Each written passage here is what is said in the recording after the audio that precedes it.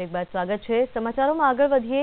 મહેસાણામાં કેતન પટેલના મોતનો જે મામલો છે તેમાં હજુ પણ શાંત પડવાનું નામ નથી લઈ રહ્યો। આ મામલો પાટીદારો દ્વારા સતત વિરોધ થઈ રહ્યો છે। તેવામાં 100 જેટલા પાટીદારોએ મુંડન કરાવી પોતાનો વિરોધ પ્રગટ કર્યો। મહેસાણા સિવિલ હોસ્પિટલ ખાતે આ યુવકોએ મુંડન કરાવ્યું અને આ રીતે પોતાનો વિરોધ અને રોષ વ્યક્ત કર્યો। જે રીતે કેતન પટેલનું કસ્ટડીમાં મોત થયું હતું અને ત્યારબાદ તપાસની માંગ કરાઈ રહી છે।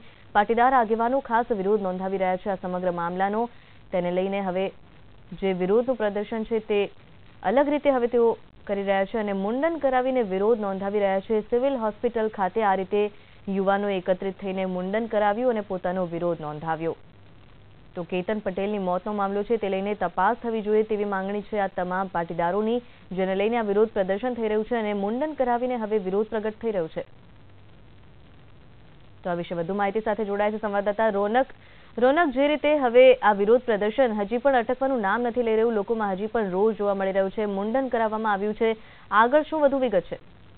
જી ચોક્કસથી નુપુર જણાવી દઉં કે આજે કેતન પટેલના જે ડેથ મામલે આજે 5મો દિવસ વીતી રહ્યો છે, ત્યારે પાટીદારો દ્વારા રોજ અવનવા જે કાર્યક્રમો આપી સરકારનું ધ્યાન ખેંચી અને ન્યાય માટેની માંગણી કરાય છે। ત્યારે આજે 5મા દિવસે વહેલી સવારે જ પાટીદારો જે બલોલ ગામ છે તેના મૃતકના ગામથી 101 જેટલા પાટીદાર યુવાનોએ સામૂહિક મુંડન કરાવ્યું છે। તો સાથે જ અન્ય પાટીદારો અને અન્ય લોકો પણ 501 જેટલા લોકો આજે મુંડન કરાવે તેવી શક્યતા છે અને એમની અત્યારે સુધી જે કેતન પટેલનું રીપીએમ કરાયું છે તે પણ એમને રિપોર્ટ ના મળતા તેઓ રોષ ઠાલવી રહ્યા છે। તો આ જે મુંડન કાર્યક્રમ છે એને કેતન પટેલની શ્રદ્ધાંજલિ ગણી સાથે જ સરકારનું સુવાણું પણ ગણાવી રહ્યા છે। જી આભાર આપનો।